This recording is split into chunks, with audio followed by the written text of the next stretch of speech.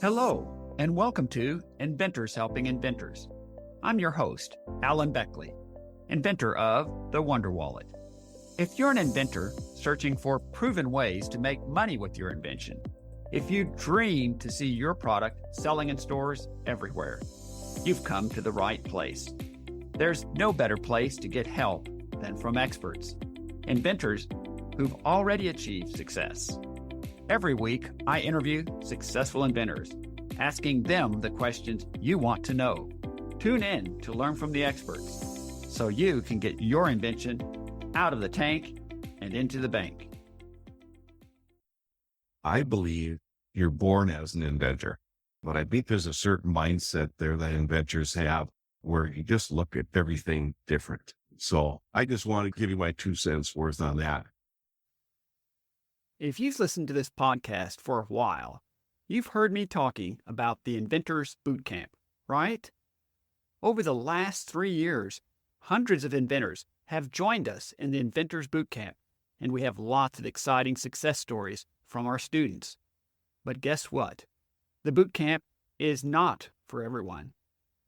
If you like to tinker with invention ideas occasionally on weekends, hoping that someday someone will buy your idea, the Inventors Bootcamp is not for you. If you think it's your job to just come up with ideas and someone else can take care of the rest, prototypes, packaging, and contacting companies, the Inventors Bootcamp is not for you. But if inventing really matters to you, if you know deep in your heart that you've got an invention ripe for success, if you're willing to learn and do whatever it takes to be successful, I'm here to help you, and the Inventors Bootcamp is your ticket, your next logical step forward. So, what is it? When is it? And how do you sign up? The Inventors Bootcamp is 5 days of live interactive Zoom meetings. Monday, August 12th through Friday, August 16th, for 1 hour each night. Teaches you precisely how to create a clear, concise marketing message, which is exactly what companies want to hear. When you join us, you'll meet other inventors, plus you get a licensing masterclass, and lots more. The next Inventors Bootcamp starts very soon, Monday, August 12th. Enrollment is open now. Just go to www.alanbeckley.com/bootcamp. Many podcast listeners, just like you, have joined the Inventors Bootcamp. Here are just a few of our success stories. Duncan Ashworth has 2 companies interested in licensing his COVID-killing floor sanitizing invention. Daryl Carter secured a business partner and licensing arrangement. His asthma relief product debuts this fall. And Julietta Hughes tested her portrait artist invention. Now she's got a clear strategy for reaching out to companies to license it. Ready to add your success story to our list? The bootcamp is your ticket. Register now at www.alanbeckley.com/bootcamp to save your seat at the August bootcamp. Again, just register at www.alanbeckley.com/bootcamp, and we'll see you in the August bootcamp. Does this sound like you? You're a serious inventor, and you have a product, an invention that Lori Garnier might call your hero product. It's ready to go. And you're ready now to take specific actions to move forward and finally license your invention. But you feel stuck. What do you do next? How do you make it happen? Who do you contact? It can be very frustrating and confusing.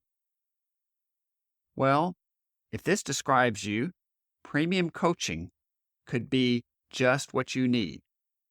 Premium coaching consists of 7 live, one-on-one individual coaching sessions with me, and it's tailored to your specific needs to help you, for example, hone your marketing message and make a list and prioritize companies to license to, and from that, create a specific plan of action for you to move forward.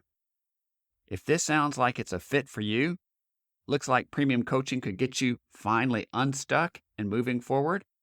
Reach out to me and let's chat and see if it's a match for you. Just send me an email to alan@alanbeckley.com and make sure and put in the subject line Premium Coaching. I'll reach out to you.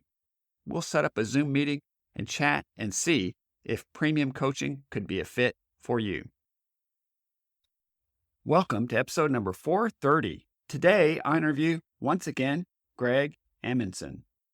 Greg Amundson and his wife, Betsy, are longtime residents of Scandia, Minnesota, where they live on their hobby farm near the St. Croix River. Greg graduated from the University of Wisconsin-Madison with a BS degree in construction management. His hobbies include photography, hiking, kayaking, woodworking, and caring for the animals on his hobby farm. Greg had diverse career interests prior to becoming an inventor. He traded the corporate rigors of shopping center management in Minnesota and California for establishing a successful timber frame home construction company holding a real estate broker license in Minnesota and owning and managing a vacation rental home business on the North Shore of Lake Superior. The housing market crash in 2009 dealt a serious financial blow to his home building business, which caused him to reconsider his options. He was called to innovation and invention, so he spent countless hours working on an idea for a DIY product. His invention, InstaTrim, addressed the messy, time-consuming process of caulking for home repairs into a simple process anyone can do quickly and easily. No fuss, no mess.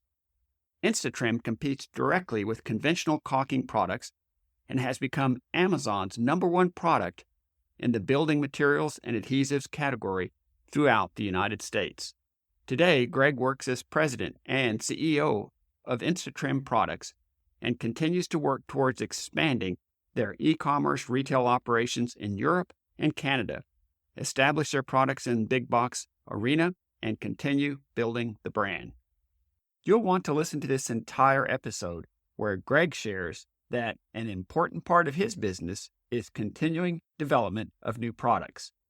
But a new product is expensive and can take months or even 1 year to develop.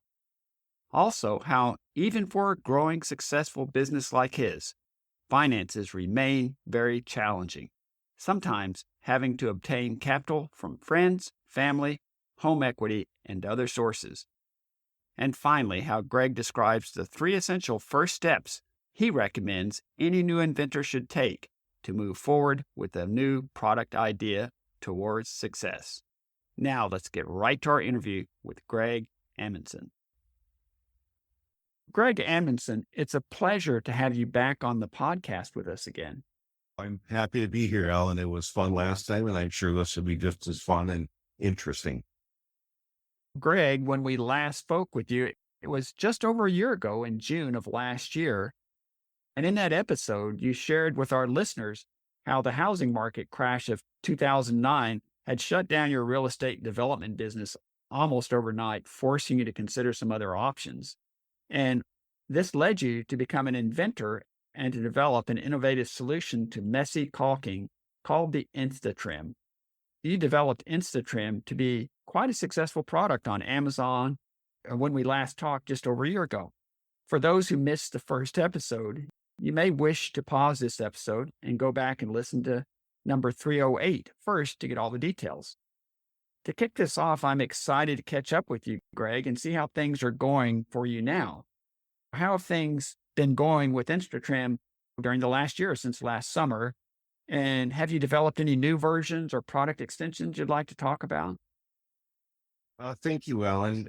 The past year has been a struggle, and it seems every year since COVID, we get an entirely different economy and year for small business.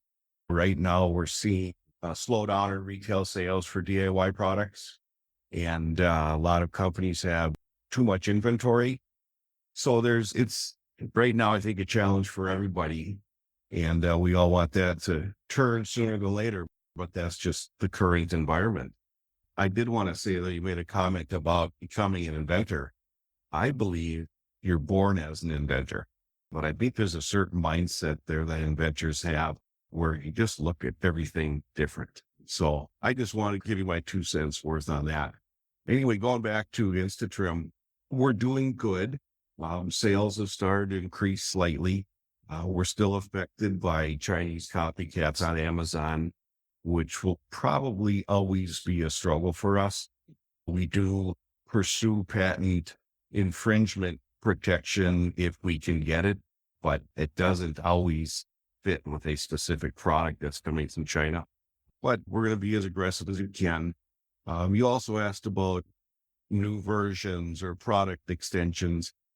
I think that's a really big part about a growing business is that you gotta have new products and concepts in the pipeline for the future. And we do this quite a bit. We have a number of different concepts, but these things take literally months, if not a year, to at least get them to a prototype stage to determine how viable they are. As I understand that, that's something you're definitely working on, but it's not something that necessarily happens inside of a year or certainly a few months.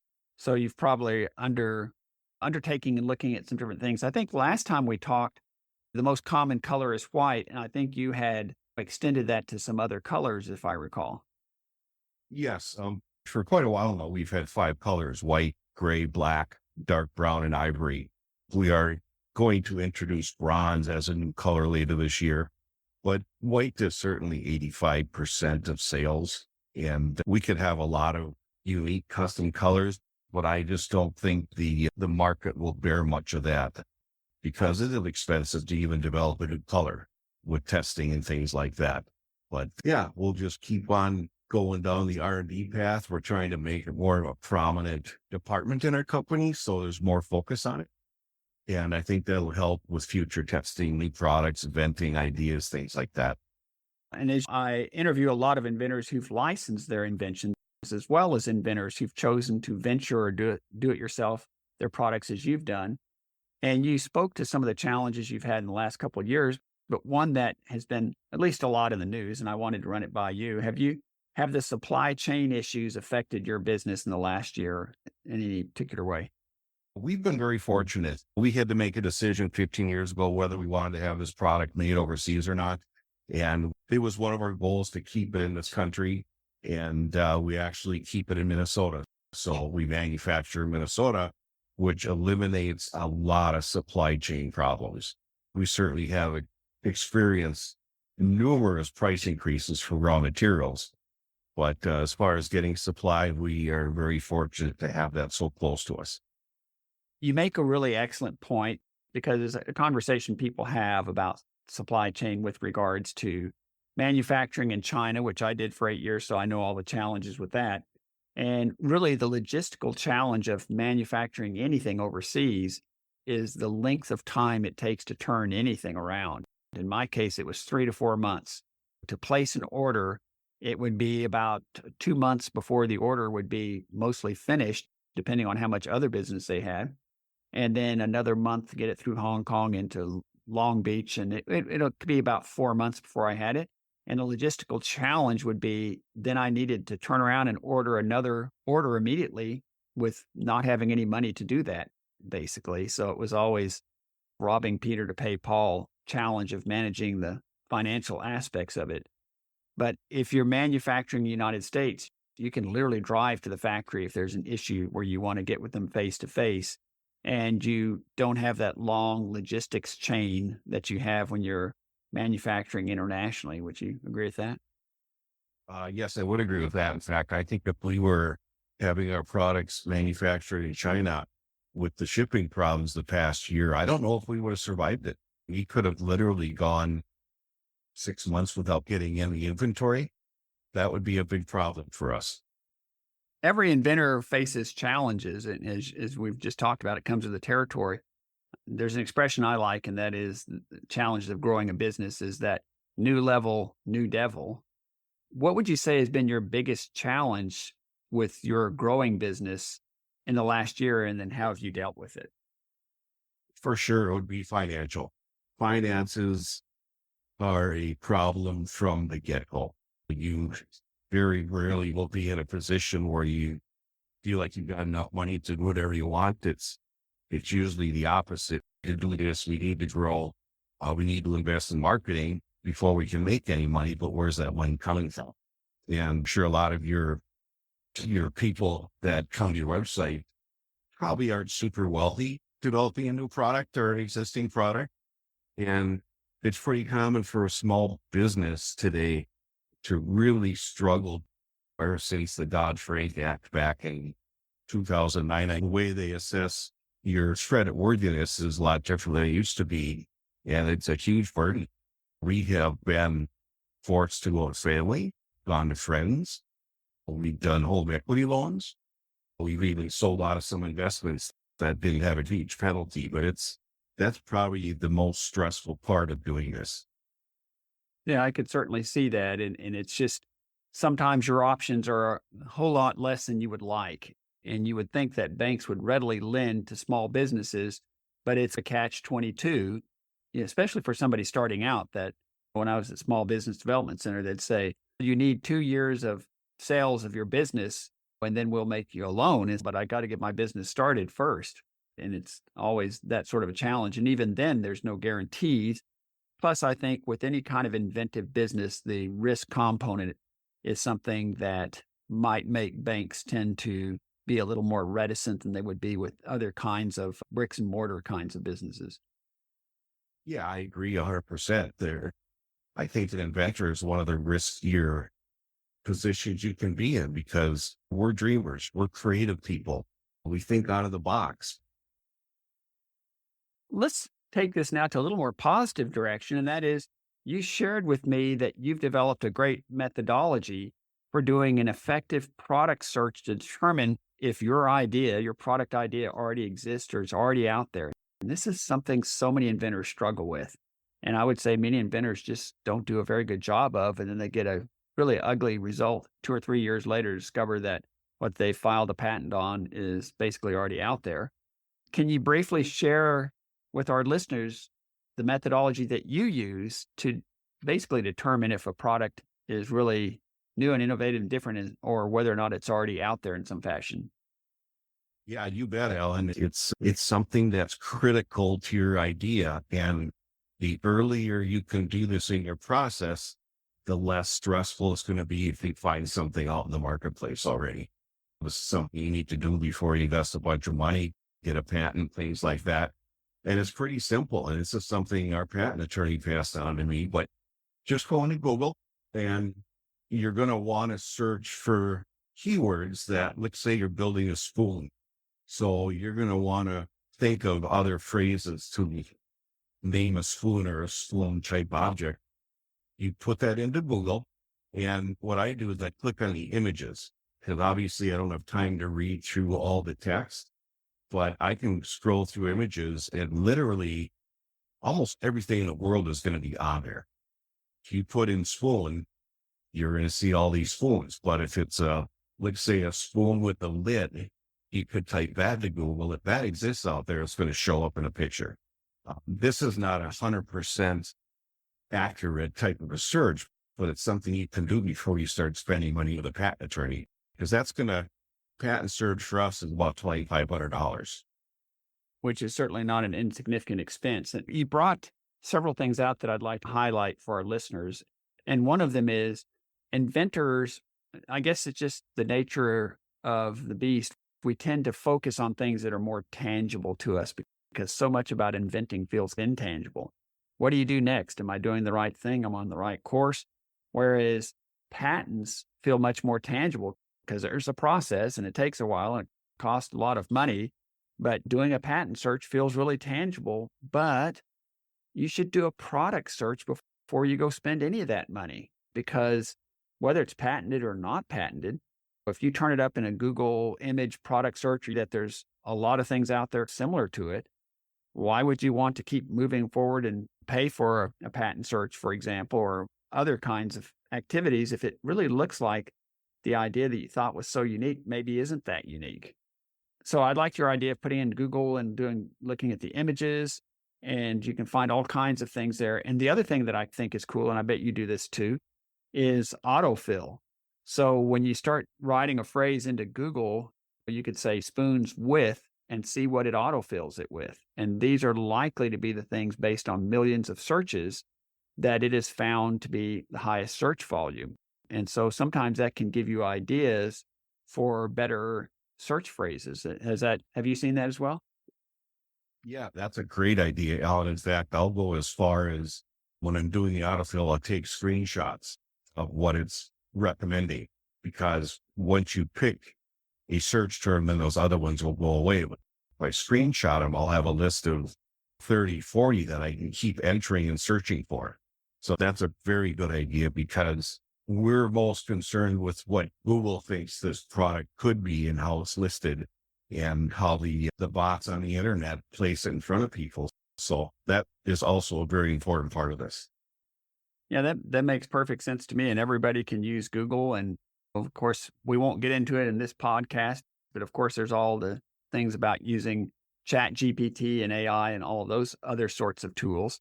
But I think this is a great way. And just, I guess the takeaway that I think we both addressed with this particular approach is come up with a lot of search phrases. And as you do searches and it pulls things up, a lot of times in the description, it will give you other keywords to use. When I was initially searching on wallets way back when, a zillion years ago, right? Built wallets, et cetera. And all I could think of was like wallets and billfolds.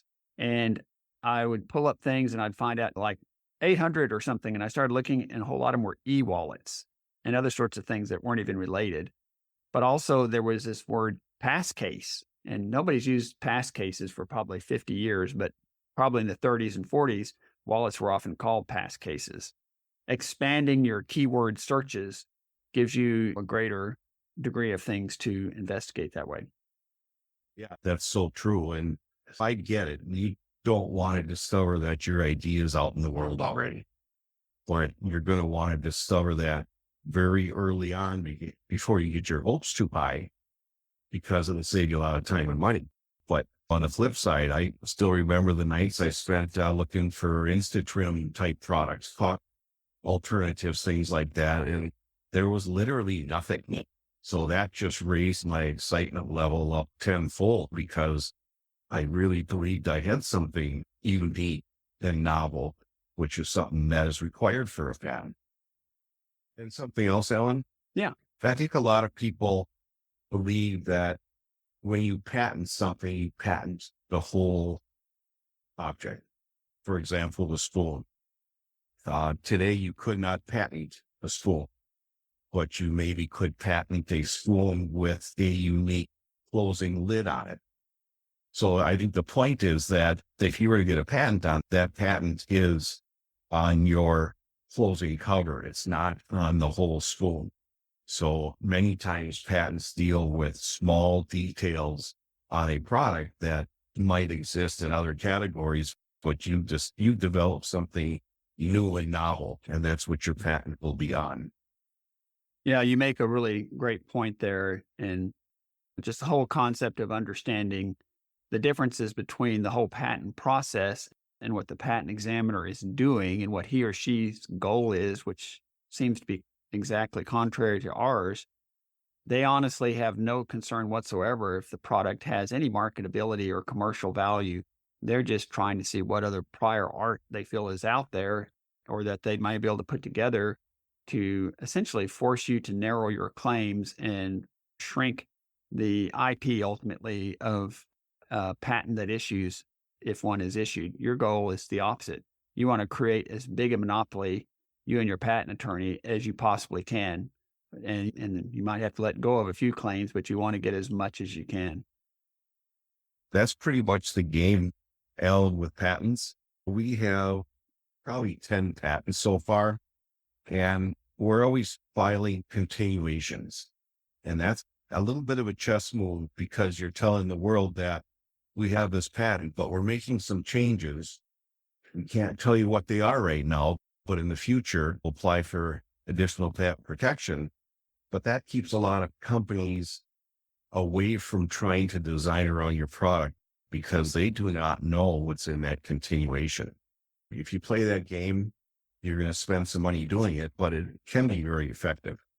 And maybe for our listeners who may not have heard the terminology continuation in part, one way to think about a continuation is once you filed for a patent, you can't add any new material for that particular patent, anything particularly unique or new other than correcting some things from the examiner or what have you.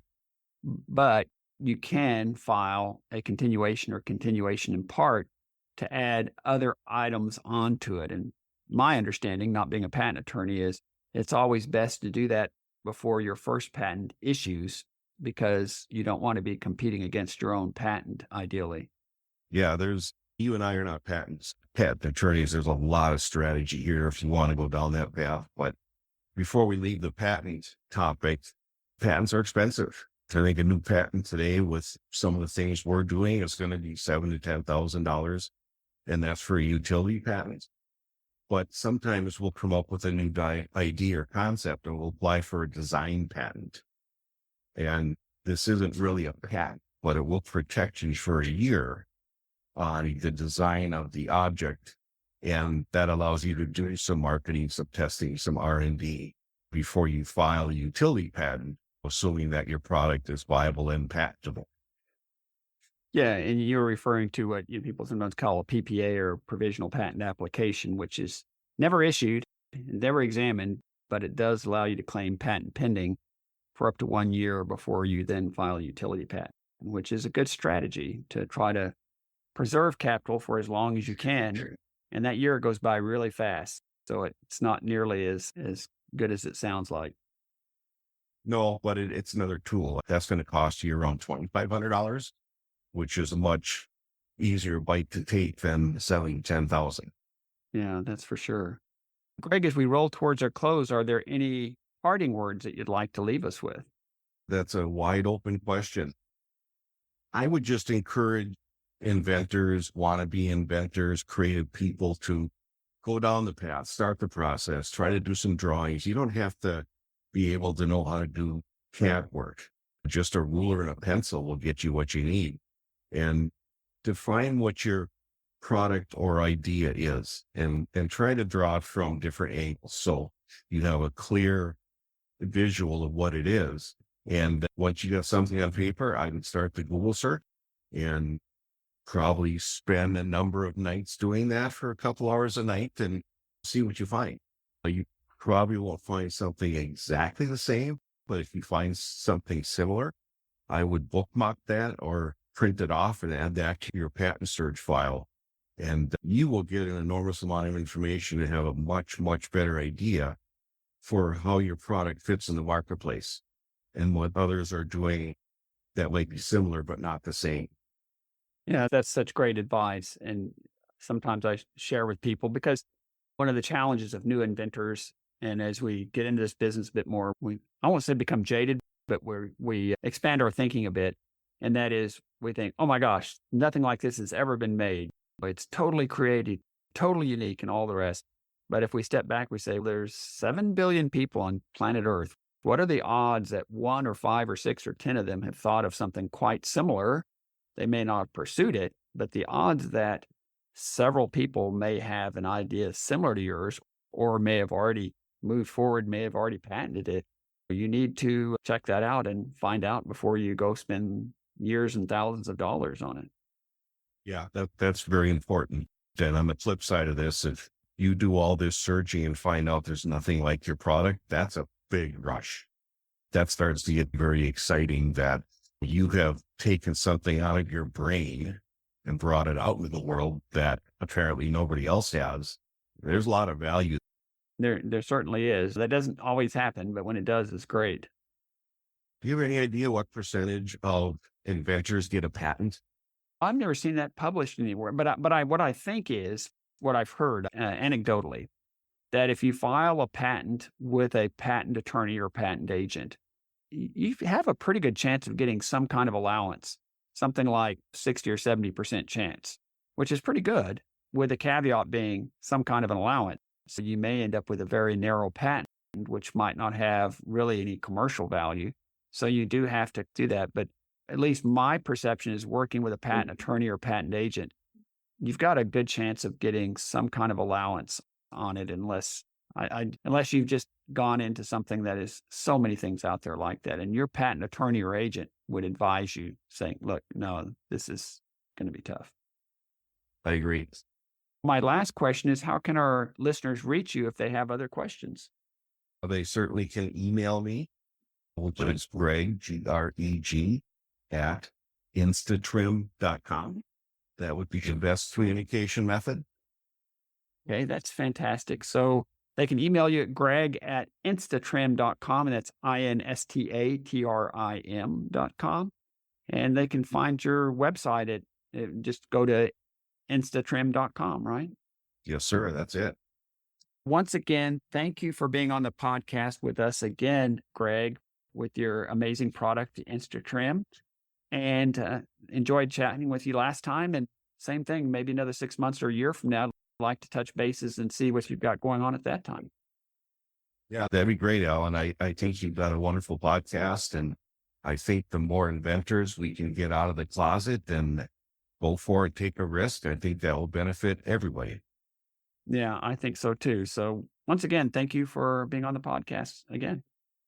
Yeah, you're welcome, Alan. Take care. You bet. Thanks so much for tuning in to Inventors Helping Inventors. If you like the show, please tell your friends about it. Make sure to subscribe in iTunes or wherever you get your podcasts so you won't miss a single episode. Talk to you soon.